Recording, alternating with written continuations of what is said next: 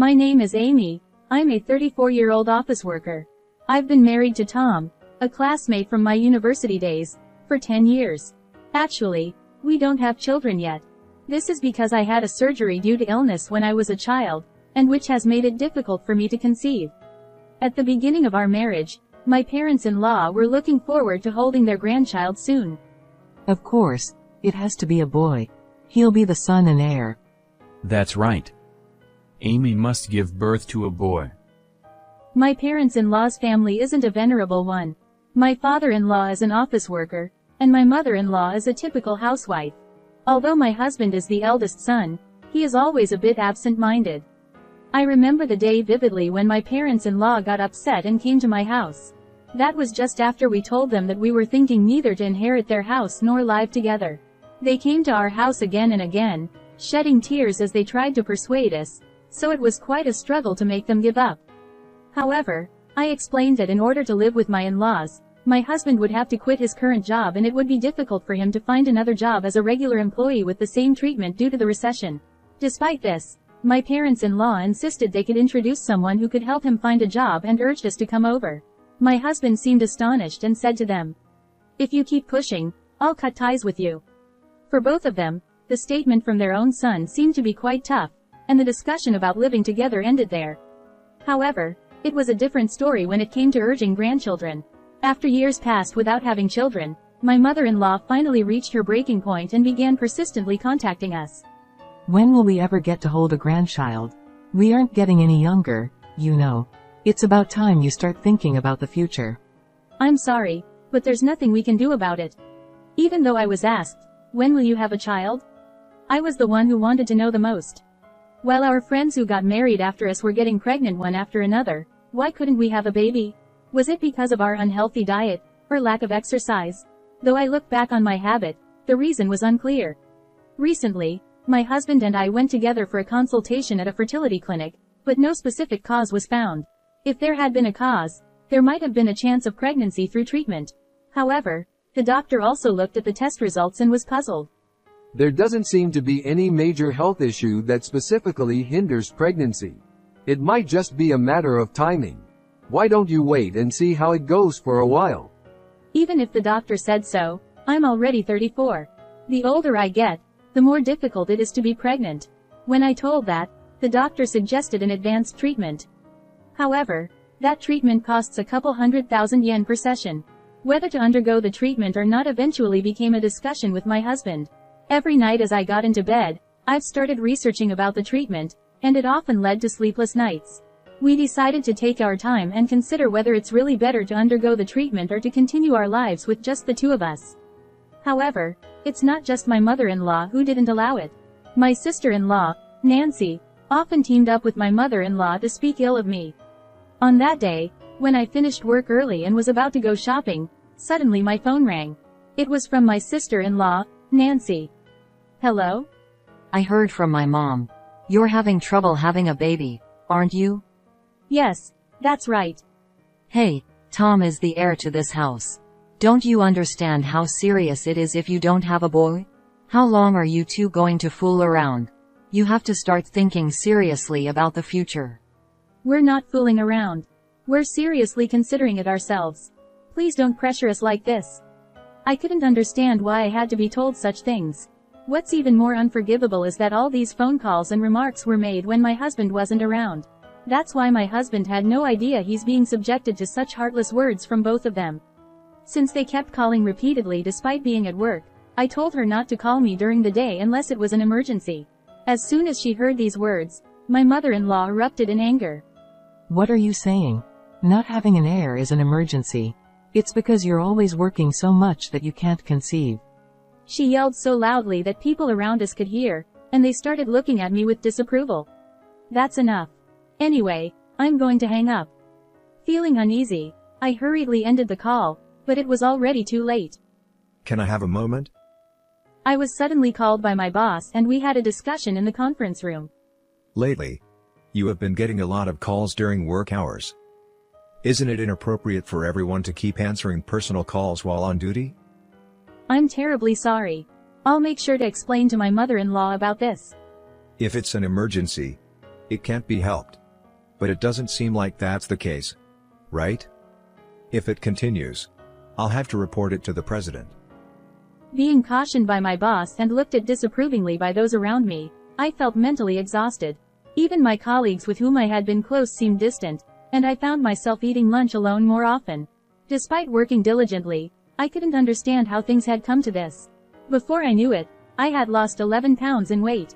I had a poor complexion due to the inability to eat, and I had been feeling unwell for a while. Even the colleagues who had been distant before seemed to realize the severity of the situation and suggested taking a break from work. However, I was in no condition to even listen to their advice properly. After I got home, I sat alone in the dark room, shedding tears without even turning on the lights. My husband found me when he got home in such a state, hurried to my side. What's wrong? What happened? He dropped his bag and rushed over to me.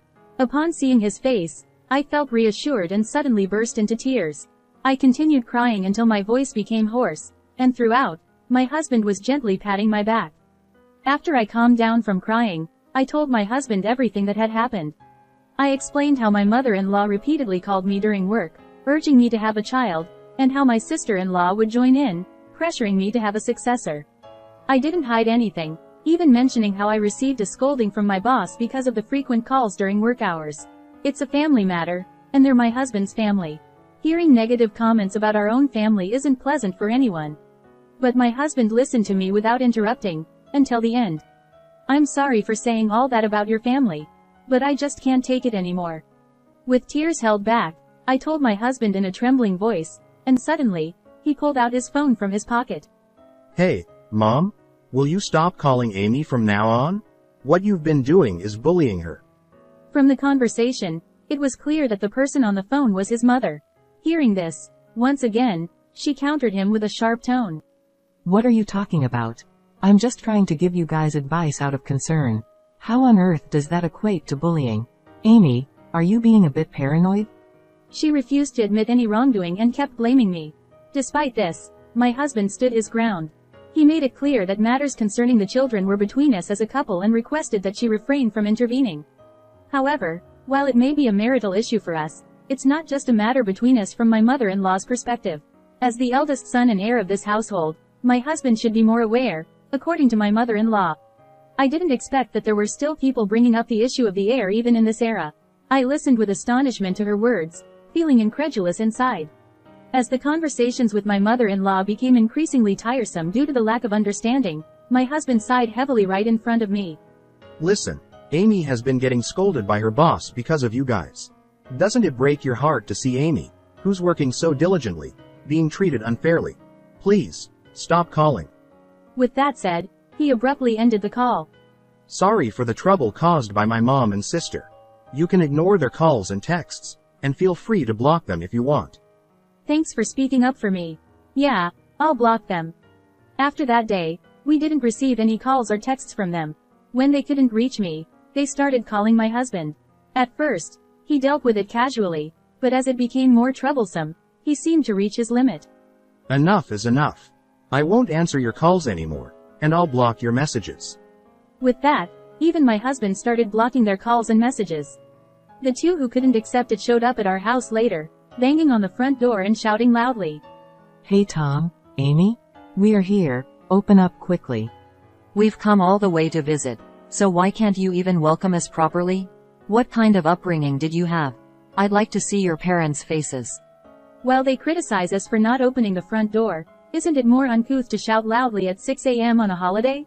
My husband was awakened by the commotion, and was quite angry, not only because he had just woken up but also because his mother and sister had been making noise outside since the morning. Enough already. Do you know what time it is? If you make any more noise, I'll call the police. Just mentioning the word, police, might make many people hesitate and stop their harassment, wouldn't it? However, even when they heard that, they didn't leave. Instead, they showed a stance that they wouldn't leave until they were let in the house. Thinking that it would be a considerable nuisance to the neighbors, we reluctantly unlocked the door. As the door opened, they casually kicked off their shoes and barged into the room. What do you think you're doing? Ignoring calls and messages. Is this how you treat your real parents? Exactly.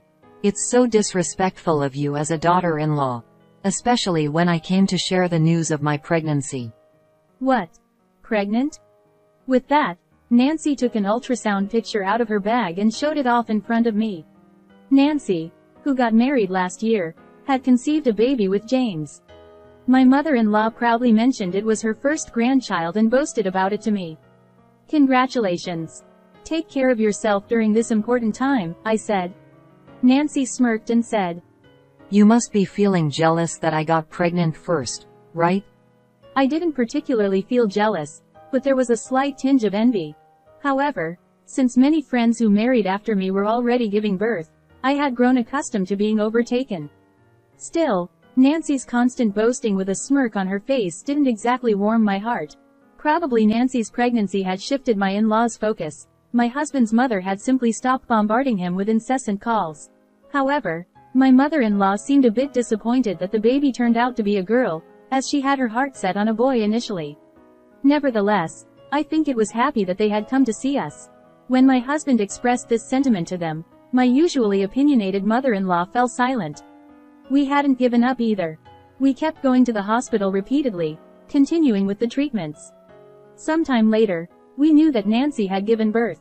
Looking at the photos, the baby had fair skin and sparkling eyes, undeniably adorable.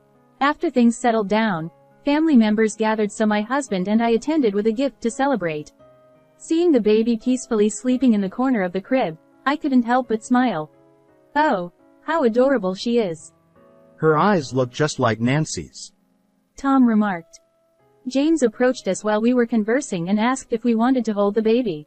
Holding the baby with unfamiliar hands, I was first surprised by how light she was. Watching her sleep so peacefully in my husband's arms, I wondered if we would feel such endearment if we had our own child. At the dinner table, the conversation naturally turned to the baby, and once again, our situation was brought up by relatives. You've been married for years now. Why haven't you had children? Being parents is what makes you complete. You need to become parents soon to reassure your own parents. Such remarks pierced my heart, leaving me feeling uneasy. As I struggled with the conversation, Tom, who was sitting next to me, responded. That's true, but having a child is a blessing. We want to be well prepared whenever the baby decides to come. As my husband responded with a smile, they didn't pursue the matter further. But, 2 weeks after meeting Nancy's baby, a miracle happened to us. Surprisingly, we found out that I was pregnant. Despite years of struggling with infertility, both my husband and I were overjoyed at the long-awaited pregnancy. However, since it was still early in the pregnancy and I was not yet in the stable phase, we decided to not inform our parents until the stable phase came. Shortly after learning about the pregnancy, morning sickness set in, and I experienced several days of poor health. I couldn't manage household chores properly, and even going to work became challenging. When I consulted my boss about it, they suggested taking a break until my health improved. Considering my long history of treatment, those around me refrained from urging me to go to work. Grateful for their consideration, I decided to take a break until my health improved. My husband, despite being busy with work, actively helped with the household chores. Are you okay, Amy? I got something light that you might be able to eat. Do you think you can eat it? Thank you. I can't believe how nauseous I feel. It's tough. I'll do my best to make you feel more comfortable. Thank you. My husband was very kind, taking care of me and actively assisting with household chores despite being busy with his own work. He did everything without complaint, allowing me to rest assured and relax during this difficult time. 4 months into the pregnancy. The baby was growing well, and my belly had started to swell slightly. Just when I was about to inform my parents, my mother-in-law and sister-in-law caused a huge incident.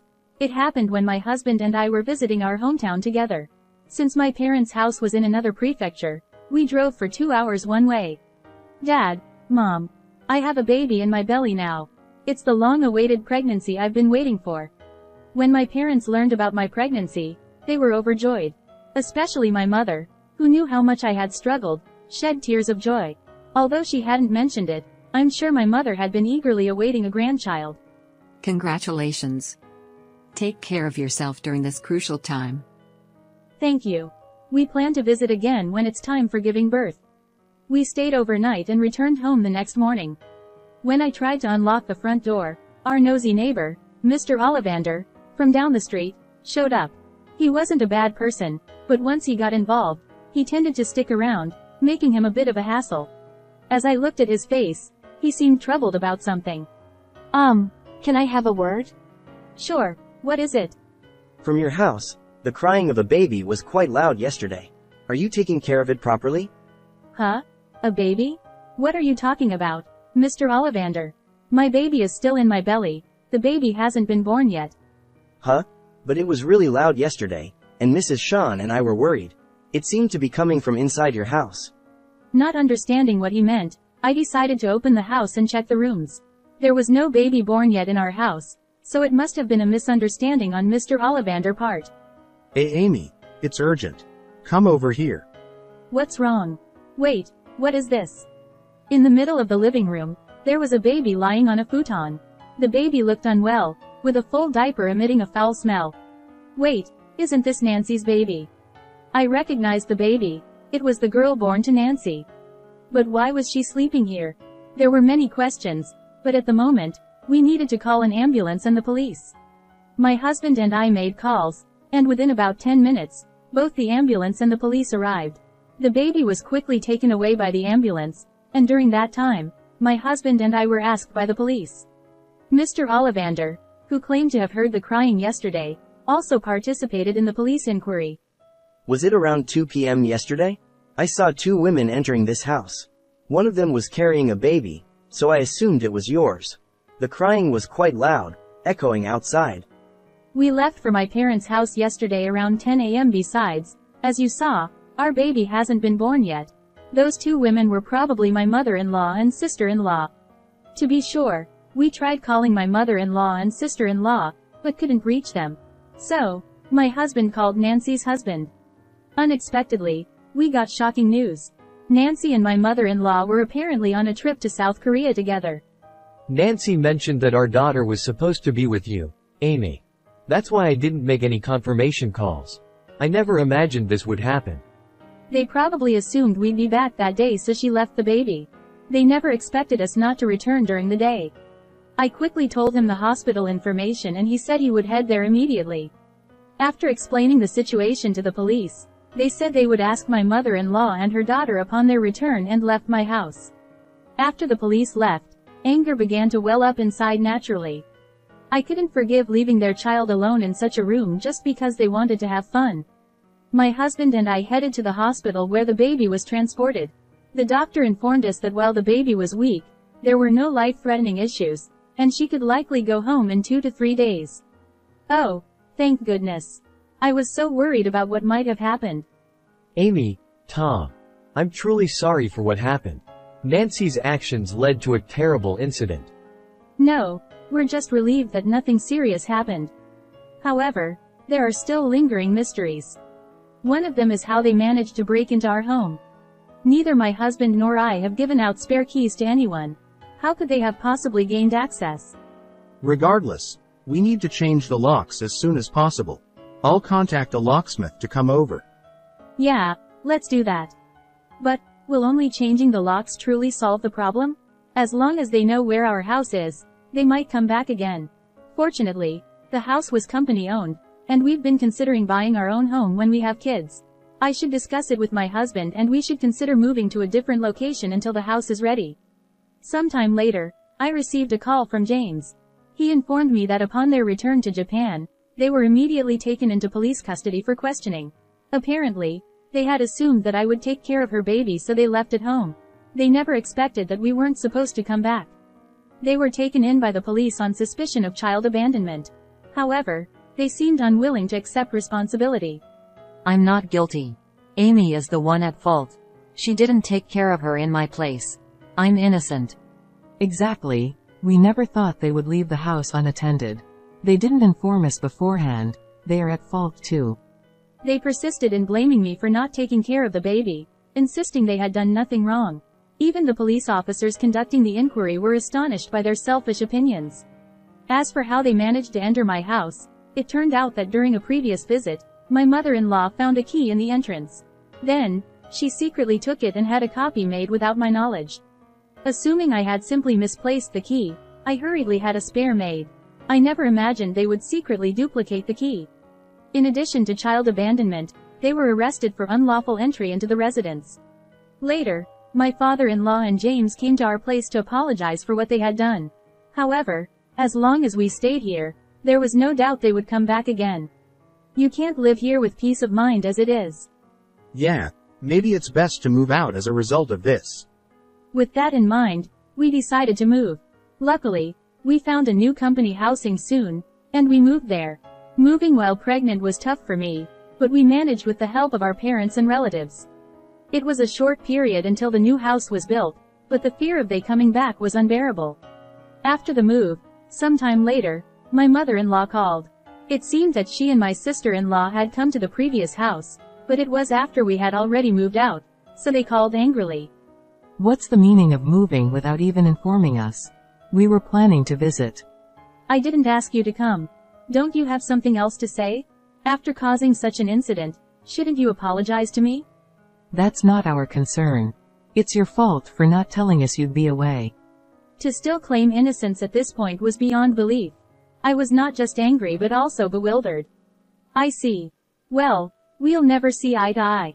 Then, goodbye. Wait. There's something important I need to discuss with you today. What is it? Both Nancy and I have been kicked out by your father-in-law, and we have nowhere else to go. Nancy might lose custody, and we won't even get to see the baby. We're homeless now. So, can you let us stay with you? What? It seems that they were cut off by my father-in-law and brother-in-law and lost the place to live. They tried to seek help from us and went to the house where they used to live, but it was already abandoned. They must have been calling out of desperation. However, I couldn't bring myself to live with people who could cause such an incident without any remorse. I'm sorry, but I can't live with you guys after what happened. I'm about to give birth soon, and I want to spend my time peacefully. Having you both around would disrupt that peace. Goodbye. Wait a minute. After hanging up, I blocked their calls and messages, including my sister-in-law's. When they couldn't reach me, they bombarded my husband with calls, asking to live with us. However, my husband made it clear that we couldn't accommodate them either. With nowhere to go, they seemed completely stunned. Later, they ended up in an old apartment, juggling multiple jobs to get by. However, they struggle with interpersonal relationships wherever they go and constantly changing jobs. Also, they're tight on money and they argue almost every day. On the other hand, I welcomed my long-awaited baby into the world. Holding my child in my arms fills me with indescribable love and warmth. I'm sure that there will be challenges. I am determined to work together with my husband to make our child happy. How was today's story? Don't forget to subscribe to the channel. Until next time, take care.